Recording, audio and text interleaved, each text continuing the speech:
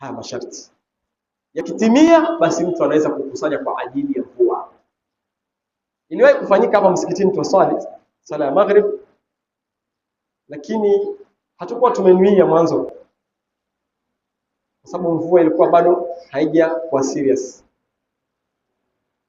Baada ya kumaliza swala ya maghribi, mvua ikawa imechangamka kisawasawa, zikaja rai kwamba situkusanye.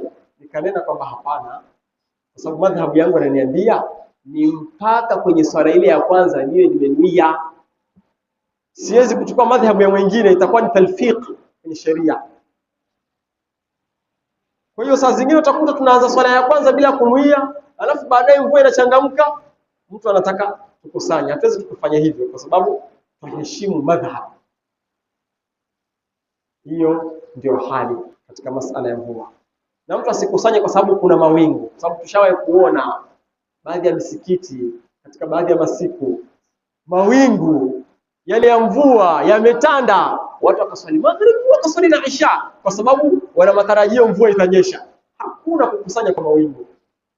Kulingana haya masharti yetu, ni sharti mvua ya kumlowesha mtu ile yanyesha kuanzia swala ya kwanza na mpaka kuanza ile swala ya pili, sio mawingu. Ilikuwa ni hilo. Kama sisi tunaomba Allah subhanahu wa ta'ala tufahamishe dini yake, na vile vile akihifadhi kizazi chetu kutokana na vitimbi vya Ibilisi na Mayahudi na wasaidizi wao, atuchanganye pamoja na rehema zake hapa duniani na kesho akhera. Amin ya rabbal alamin.